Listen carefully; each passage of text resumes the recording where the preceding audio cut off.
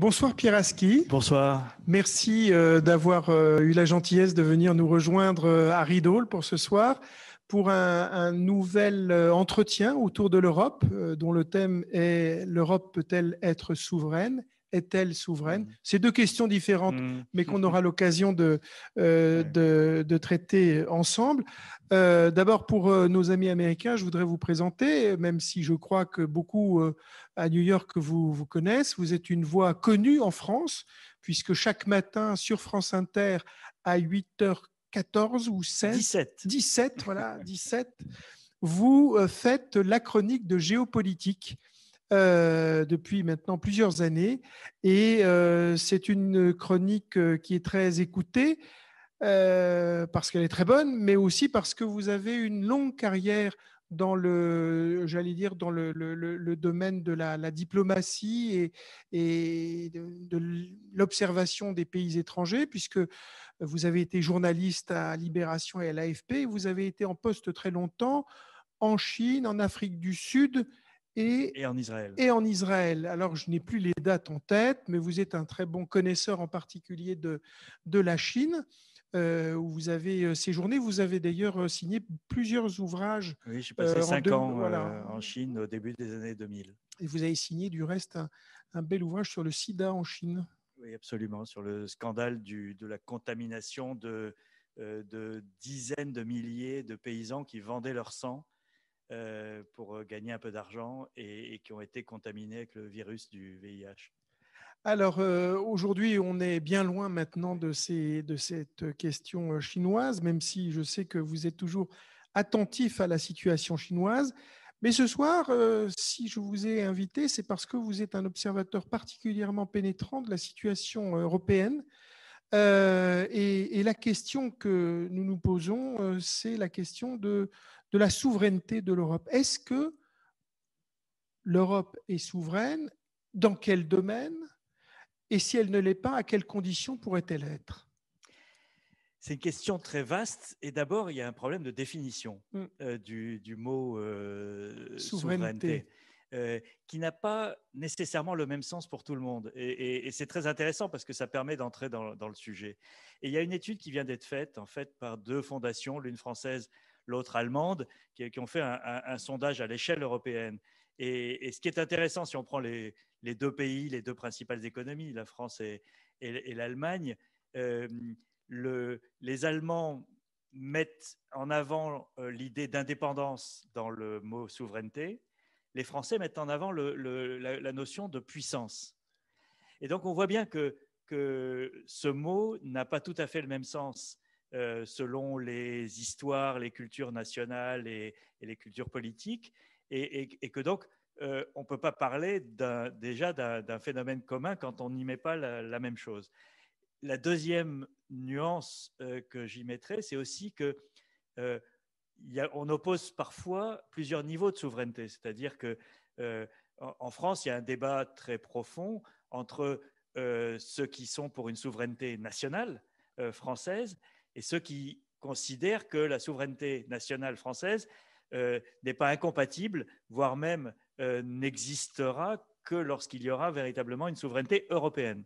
Donc, on voit bien qu'il y a plusieurs entrées dans ce domaine. Ensuite, il y a aussi la question de est-ce que la souveraineté se mesure en termes militaires, c'est-à-dire est-ce qu'on est capable de défendre le territoire national ou européen? Est-ce qu'elle se conçoit en termes économiques, où là c'est encore quelque chose d'autre? Et on a bien vu avec la pandémie que l'Europe a eu un choc parce qu'elle s'est découverte justement sur cette question de la souveraineté, elle s'est découverte extrêmement dépendante en particulier de la Chine sur la question des masques. La question des masques qu'on ne produisait plus en Europe, sur la question de la production de médicaments qui dépendaient de certains adjuvants qui ne sont produits aujourd'hui qu'en Chine. Donc, on voit bien que cette notion de souveraineté, elle a plusieurs niveaux de réalité Et de signification. Voilà, et qu'il faut rentrer, je pense, dans le dur, dans le dur pour comprendre. comprendre. Il y avait aussi dans ces deux études que vous mentionnez l'idée que lorsqu'on est allemand, on croit davantage à la souveraineté européenne que lorsqu'on est italien, par exemple. Et ça signifie qu'il y a des degrés d'optimisme et de confiance en l'Europe qui sont différents selon qu'on est au fond une nation économiquement puissante et assez indépendante comme l'Allemagne, ou lorsqu'on est un pays du Sud, disons, plus fragile. Oui, et là, on voit bien que les Allemands, par exemple, considèrent que cette souveraineté, elle est liée à leur puissance économique. Alors que l'Allemagne n'est pas une puissance militaire, par exemple. Donc, alors que les Français, je pense, lorsqu'on parlera de souveraineté, mettront en avant le fait que la France est une puissance nucléaire. Il y a le poids du gaullisme historique qui reste fondamental en France pour comprendre le rapport à la question de souveraineté. Donc, effectivement, chaque pays… Et d'ailleurs, ce qui est intéressant, c'est de voir que l'Europe, puisque c'est de cet espace-là dont nous parlons, a des histoires très différentes par rapport à cette question. Un pays comme la France a un rapport qui est peut-être d'ailleurs dans une certaine mesure comparable à celui du Royaume-Uni, qui aujourd'hui ne fait plus partie de l'Union européenne. Mais c'est une question pour la souveraineté. Mais en tout cas, ancien empire colonial, puissance nucléaire, membre permanent du Conseil de sécurité, et avec une tradition disons, d'influence au-delà de ses frontières qui ne s'est jamais arrêtée, qui a sans doute décliné, mais qui ne s'est jamais arrêtée. Ça, c'est une première catégorie en Europe. Ensuite, vous avez les pays d'Europe de l'Ouest qui ont vécu sous le parapluie américain pendant toute la guerre froide, pendant que la France, elle, s'était retirée du commandement militaire de l'OTAN et donc avait une histoire plus indépendante. Mais le reste de l'Europe de l'Ouest était sous le parapluie américain. Et puis vous avez une troisième Europe qui est celle qui était dans le camp communiste, qui était dans le bloc soviétique, le pacte de Varsovie, et qui n'a rejoint le reste de l'Europe, donc au sein de l'Union européenne et en partie pour la plupart au sein de l'OTAN, qu'après la chute du mur de Berlin, donc dans les années 90. Et donc, on a trois visions du monde, vision de la sécurité et vision de la souveraineté. Et c'est très intéressant de voir, par exemple, un pays comme la Hongrie, aujourd'hui, a un rapport avec le reste de l'Europe et avec Bruxelles en particulier, qui est la répétition un petit peu de leur rapport avec Moscou. C'est-à-dire qu'ils ont l'impression que Bruxelles, c'est Moscou. Alors que nous, quand on nous dit ça, on dit mais c'est de la folie. D'abord, c'est les abandons de souveraineté que nous pouvons faire à l'Europe, ils sont très mesurés. Ils sont acceptés, ils ont été votés, ils ont été… on peut discuter beaucoup du fonctionnement de nos démocraties, mais enfin, il n'y a pas rien ne nous est imposé, en tout cas, et certainement pas par des chars. Oui. Et donc, en fait, ce que vous dites, c'est que il y a plusieurs Europes, en réalité. Plusieurs Europes, plusieurs nations européennes, avec des taux d'adhésion différents, des histoires très différentes.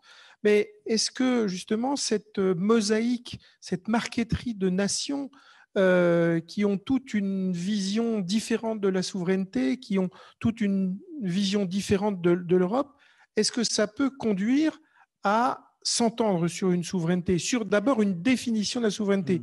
Vous l'indiquiez, est-ce que c'est une question, la souveraineté, est-ce que c'est une question militaire? Est-ce que c'est une question économique? Est-ce que c'est une question monétaire? Après tout, l'Europe a été un bon instrument de fédération d'un certain nombre de pays. La question, en fait, c'est que l'Europe ne s'est pas construite autour de la question de la souveraineté. Elle s'est construite initialement, elle répondait d'abord à la question de l'après-guerre, c'est-à-dire de la paix entre la France et l'Allemagne et entre les Européens, après des guerres à répétition qui ont ravagé l'Europe et qui ont opposé tous ces pays. Et donc, la question ne s'est pas posée en ces termes. Et le premier pas, il faut s'en souvenir, le premier pas de la construction européenne, de cette longue marche de la construction, c'est la création de la Confédération charbon et acier. Exactement. On a mis en commun le charbon et l'acier, qui étaient les ingrédients de la guerre. Ouais. Et donc, oui. On ne les a pas mis ensemble pour créer une puissance européenne ou comme les attributs de la souveraineté. On les a mis ensemble pour empêcher que les pays européens se fassent la guerre. Donc, c'est assez étonnant d'ailleurs, parce que dans tout le débat sur l'Europe puissance, par exemple, vous avez cette étrangeté qui est que pendant 70 ans, on a dit aux Européens, surtout, vous n'êtes plus en rivalité, vous ne vous faites plus la guerre, et donc vous rentrez en vous les appétits de puissance, les appétits d'expansion, etc., puisque c'est ça qui avait provoqué les guerres. Et tout d'un coup, maintenant, on dit aux Européens, mais soyez puissants, affirmez-vous, non pas entre vous, mais enfin dans cette planète qui est en ce moment en train de rétablir les notions de rapport de force et dans laquelle l'Europe, hélas, est relativement faible. Et donc, il y a ces injonctions contradictoires où pendant 70 ans de son histoire, on a dit à l'Europe, surtout, ne t'affirme pas. Et aujourd'hui, on lui dit au contraire, il est temps de s'affirmer parce qu'autrement, on va être mangé. Et il y a cette formule qui est assez drôle et qui a un rapport avec la question de la souveraineté. C'est l'idée, cette formule assez ironique qui dit que l'Europe est un ensemble végétarien dans un monde carnivore.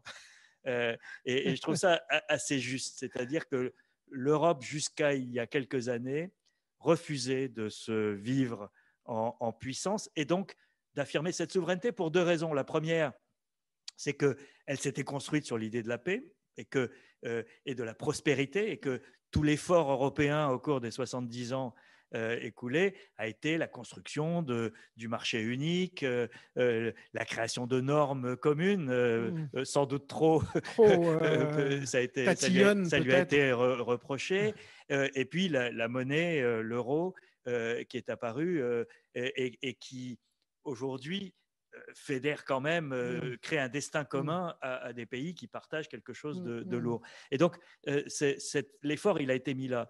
Ce qui a changé, c'est que c'est la période Trump qui a mis en doute tout d'un coup la fiabilité du partenaire américain. Ça, c'était quelque chose, je pense, qui a secoué tous les Européens et qui a donné tout d'un coup une sorte de réveil brutal. Qui leur a donné des raisons de se fédérer encore davantage, peut-être. Et le fait de se dire que ce grand frère protecteur ne serait pas forcément au rendez-vous a été un choc. Et on a bien vu, d'ailleurs, la différence entre Trump et Biden.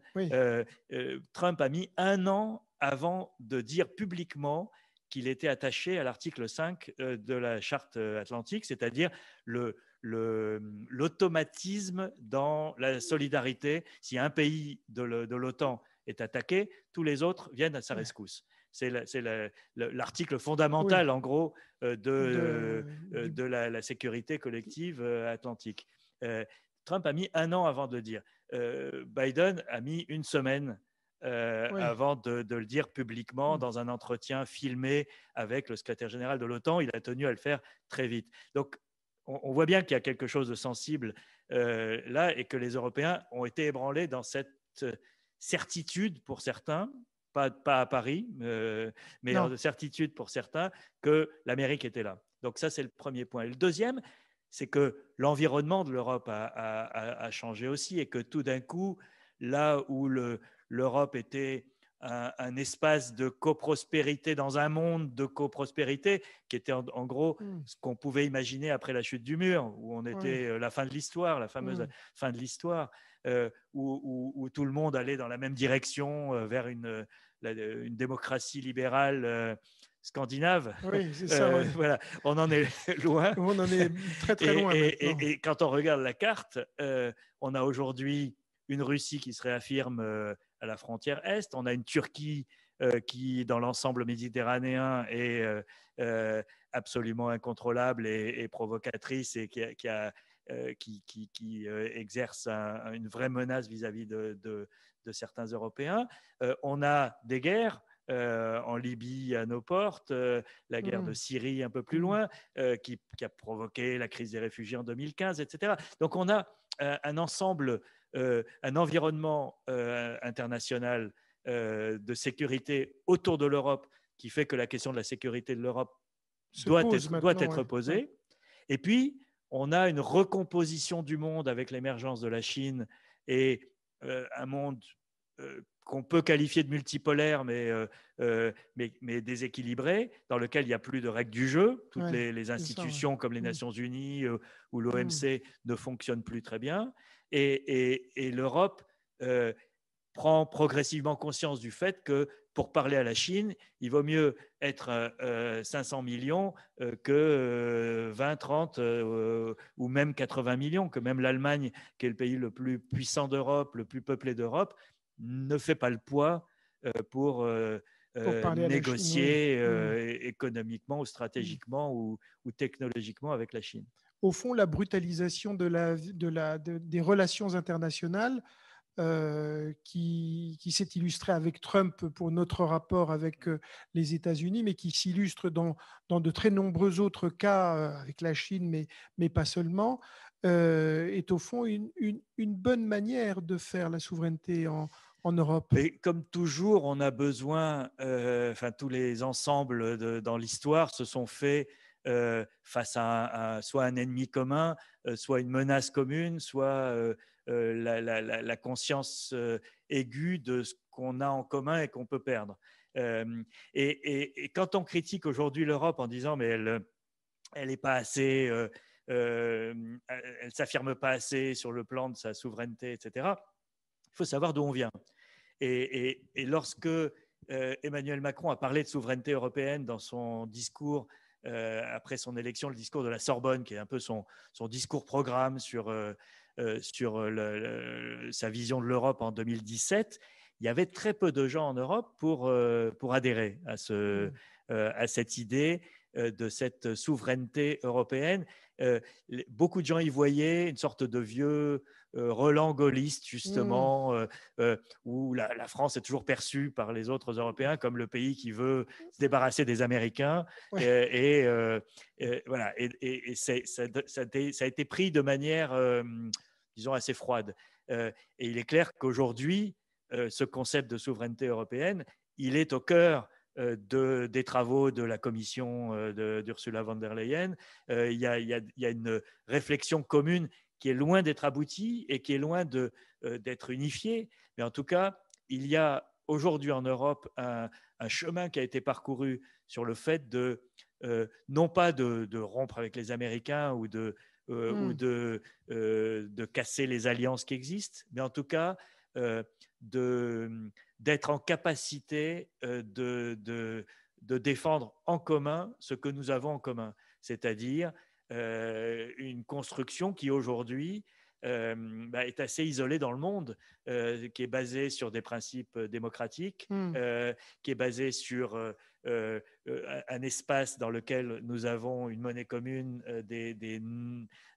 un marché unique et donc pas de droits de douane, tous les problèmes qu'on a eus avec le Royaume-Uni pour négocier le Brexit, des normes environnementales qui sont parmi les plus élevées au monde. Bref, tout cet ensemble-là, il mérite d'être protégé dans un monde qui est redevenu dangereux. Et cette prise de conscience-là, elle a encore du mal à s'exprimer. Justement, est-ce qu'elle touche justement les interlocuteurs de cette Europe puissance, l'Allemagne, la France? Oui, parce qu'elle touche à tous les sujets de la souveraineté. Elle touche évidemment à la défense, sujet essentiel. Mais avec le départ de l'Angleterre, ça va être de plus en plus difficile. Oui, c'était l'autre puissance nucléaire. Oui, tout à fait.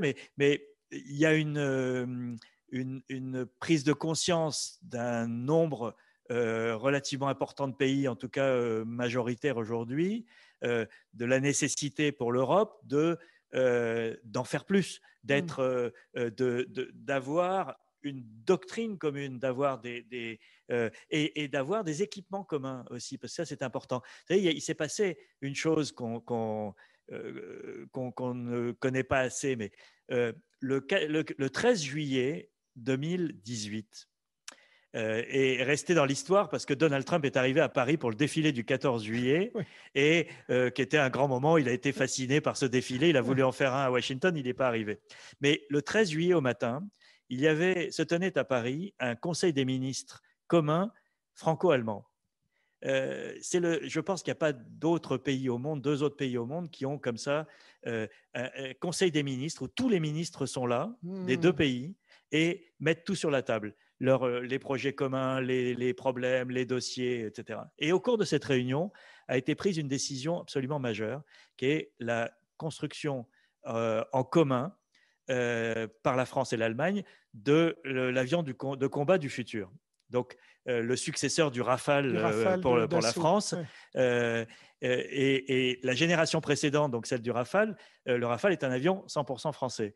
L'Allemagne était engagée avec le Royaume-Uni et plusieurs autres pays dans l'Eurofighter. Donc, il y avait une concurrence intra-européenne. Pour la génération suivante, l'Allemagne le fait en commun avec la France. C'est des projets qui sont des projets de souveraineté considérables, parce que d'abord, on se marie pour 30 ans pour faire un avion, on met des dizaines de milliards sur la table et on a des associations d'industriels, de technologies sensibles. Et donc, il y a eu l'avion et le char du futur. La France est maître d'œuvre pour l'avion, l'Allemagne est maître d'œuvre pour le char. Et donc, c'est une décision, par exemple. Et donc, depuis, l'Espagne et peut-être demain l'Italie se sont joints au projet. Mais ce sont des décisions importantes, de même que pour la première fois dans le nouveau budget européen, il y a un fonds de défense, c'est-à-dire de plusieurs milliards pour aider à la définition de projets d'armement commun. Voilà. C'est peu de choses, on est loin de l'échelle de ce que peuvent être les États-Unis, mais il y a le début d'un processus de mise en commun, de réflexion, d'action, de manière assez impressionnante par rapport à tout ce qu'on a pu connaître comme la défense européenne, c'est le serpent de mer de la diplomatie. Tout étudiant de Sciences Po apprend qu'en 1954, il y a eu l'échec de la CED, la Communauté européenne de défense, qui a été, il y a eu un vote négatif à l'Assemblée nationale française et que ça a tué la défense européenne. Voilà, c'est déjà en 1954. Donc vous imaginez depuis 70 ans. Depuis quand on parle de ce sujet. Là, pour la première fois, il y a quelque chose qui se fait et qui reste à développer. Le deuxième sujet, c'est celui de la technologie. Et là, on est aussi dans une partie de la prise de conscience accélérée par la pandémie. La Commission de Bruxelles a défini les sujets sur lesquels l'Europe ne pouvait pas brader sa souveraineté. Par exemple, l'industrie pharmaceutique, effectivement, qui aujourd'hui est totalement dépendante, on l'a vu pendant la pandémie, ça c'est un sujet important, mais aussi sur le plan de la technologie. Par exemple, 90% des batteries électriques, donc la voiture électrique est en train de décoller, sont fabriquées en Chine. Et il y a eu la création l'année dernière de ce qu'on a appelé un Airbus de la batterie, c'est-à-dire avec le regroupement d'industriels de plusieurs pays européens. Il y a 2 méga-usines qui sont en cours de construction, une en France, une en Allemagne, pour créer les batteries européennes de demain pour l'industrie automobile. Là vient d'être lancé une sorte d'Airbus du microprocesseur, puisque là encore, l'Europe est extrêmement dépendante et vulnérable sur les microprocesseurs. Donc, il y a un certain nombre de sujets où on voit bien que… 5G. Et on voit bien que alors la 5G, c'est compliqué parce que c'est un conflit qui est né ou une prise de conscience qui est née alors que la technologie est déjà là, est déjà en cours. Donc, je pense que ça s'appliquera peut-être plus à la 6G s'il y en a une. Mais en tout cas, on voit bien que cette prise de conscience de ce qu'est la souveraineté européenne, c'est-à-dire la défense d'intérêts communs aux 27, elle se fait en avançant et en prenant conscience des sujets sur lesquels nous sommes plus forts ensemble et nous sommes plus vulnérables si nous restons séparés. Alors c'est un sujet complexe parce que ça se heurte effectivement à un réflexe national qui reste encore très fort en Europe. On a bien vu, très souverainiste. voilà, il y a eu une décennie ratée en Europe pendant laquelle le sentiment souverainiste a progressé C'est en 2000, se disant 2010. mais cette Europe, elle sert à quoi? Elle n'est pas démocratique parce qu'on n'arrive pas à se la représenter, à s'incarner dans cette Europe. Il y a eu des épisodes malheureux. La manière dont l'Europe a traité la Grèce, par exemple, au moment de la crise de la dette, a été, à mon avis, absolument scandaleuse et contre-productive. Et là, il y a des leçons qui ont été tirées. Bref, elles ont été tirées. Elles ont été tirées, en tout cas en parole. Je ne sais pas ce qui se passera le jour où il y aura un événement similaire, mais on pourrait dire qu'elles ont été tirées avec la création du plan de relance qui a été adopté au cours de l'été 2020 par rapport à la situation créée par la pandémie et dans lequel, pour la première fois, il y a un élément d'emprunt commun en solidarité avec les pays qui ont été les plus touchés. Et donc, de régulation entre les pays les moins riches voilà. et les donc, pays par les exemple, plus riches. l'Italie, qui a été le pays le plus affecté initialement par la pandémie, est le pays qui va recevoir la plus grosse part de ce plan, mais qui ne va pas rembourser au prorata de ce qu'elle a reçu, mais au prorata de son poids dans l'Europe. Ça. Et donc, il y a une mise en commun de l'emprunt. C'est la première fois, et je pense que d'une certaine manière, c'est la réponse à l'égoïsme qui s'était manifesté au moment de la Grèce en disant la Grèce a triché, etc. Elle a qu'à souffrir.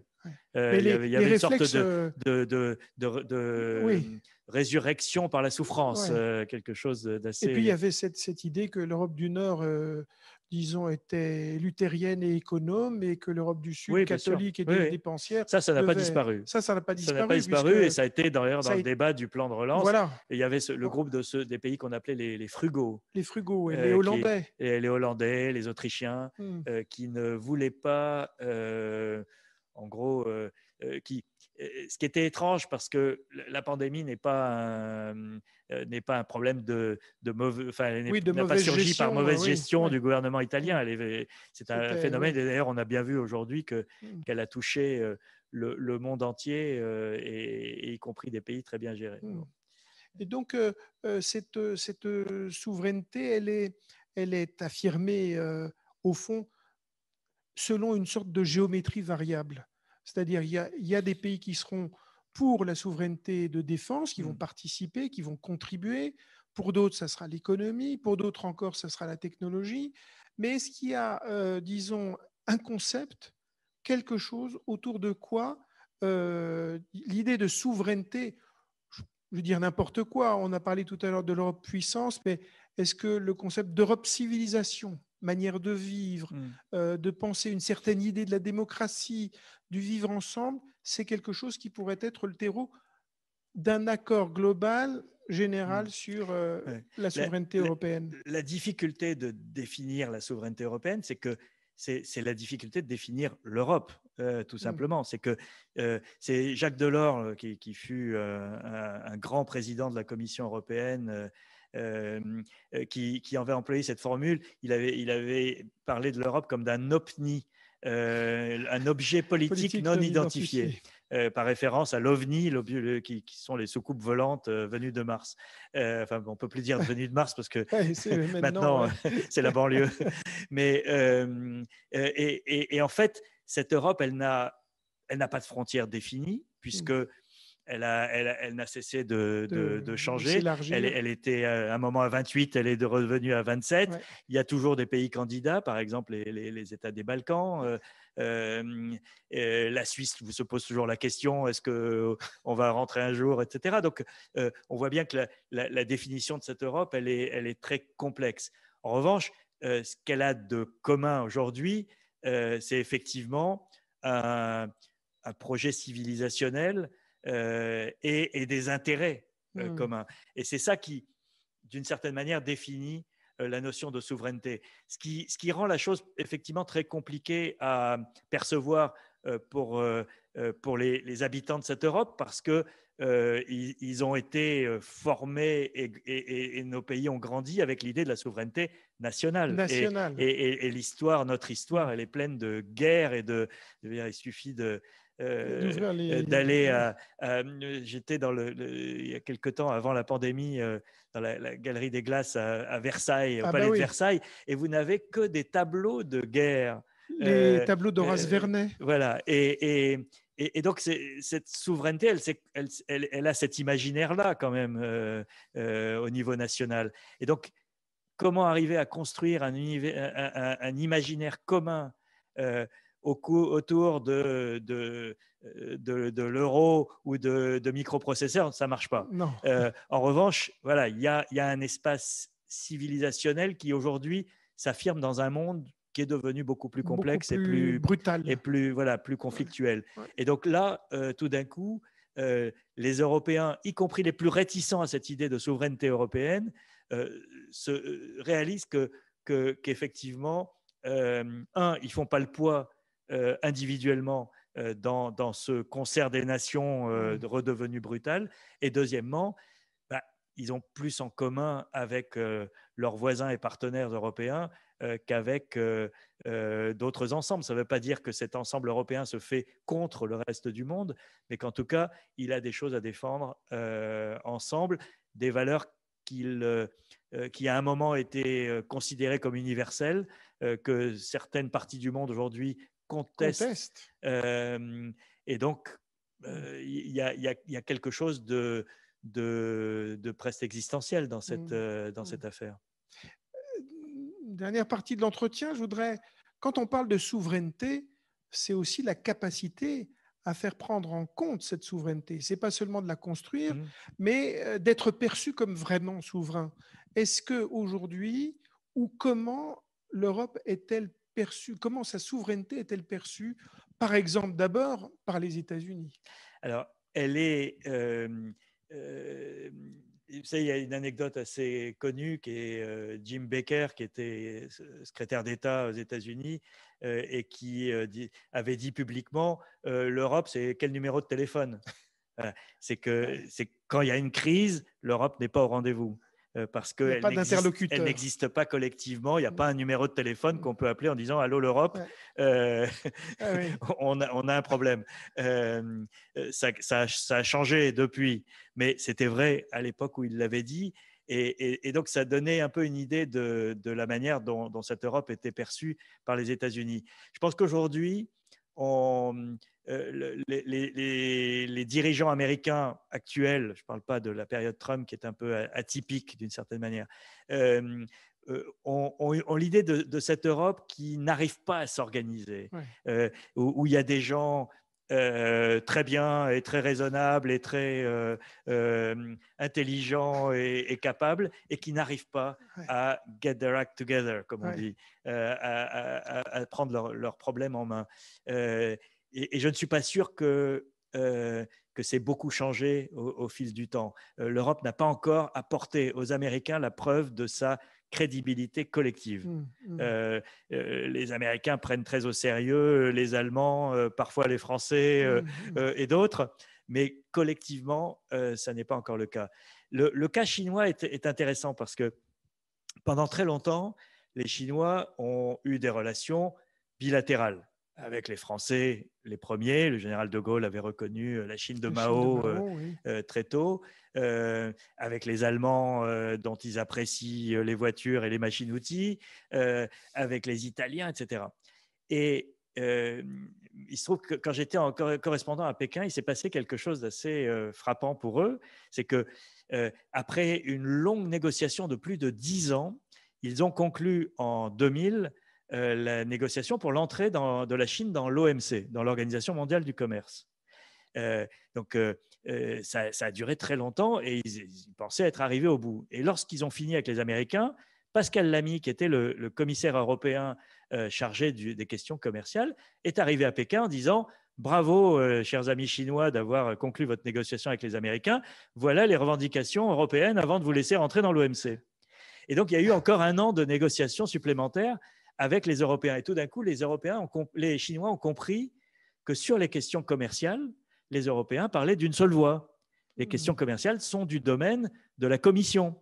Elles ne sont pas du domaine national. Un pays européen aujourd'hui ne peut pas aller discuter des questions commerciales d'un traité de libre-échange ou autre individuellement. C'est Bruxelles qui négocie avec le reste du monde.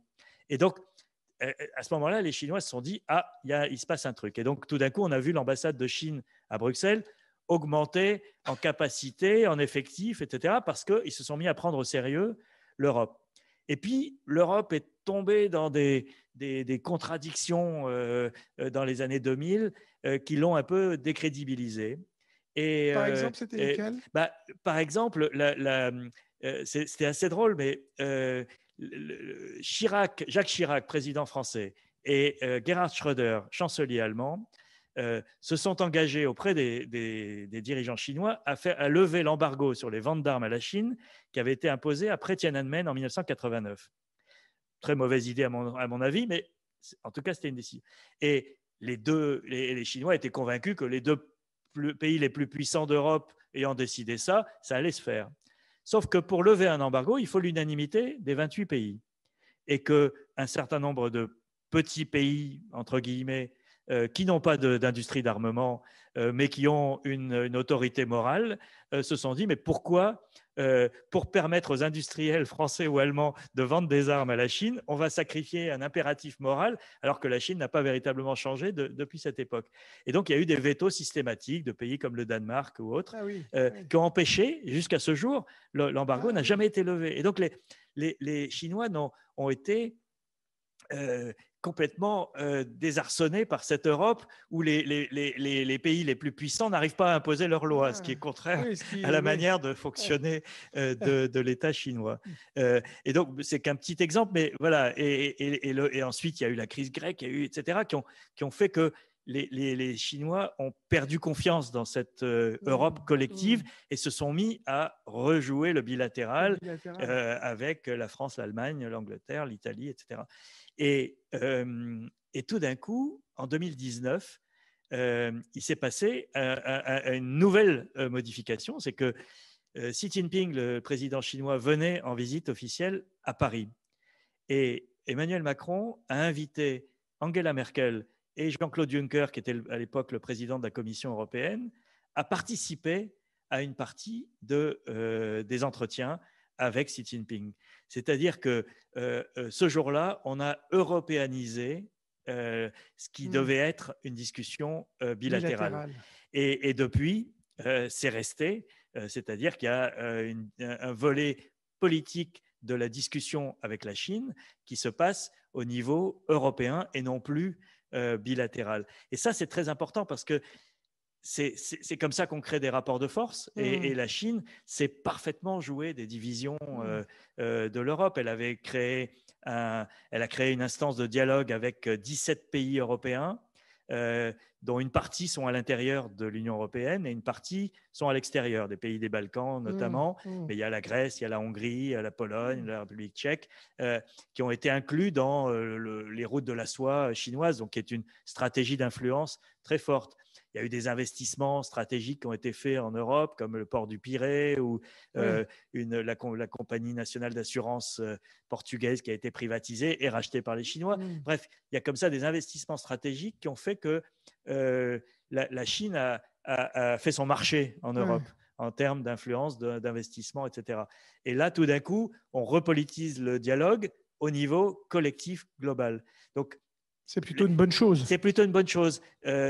Il reste à crédibiliser tout ça parce que ça reste pour l'instant embryonnaire et pas toujours convaincant. Mais en tout cas, il y a cette volonté de se faire respecter par les ensembles extérieurs comme un ensemble européen. Et donc ce regard des autres sur l'Europe, il a évolué au fil du temps.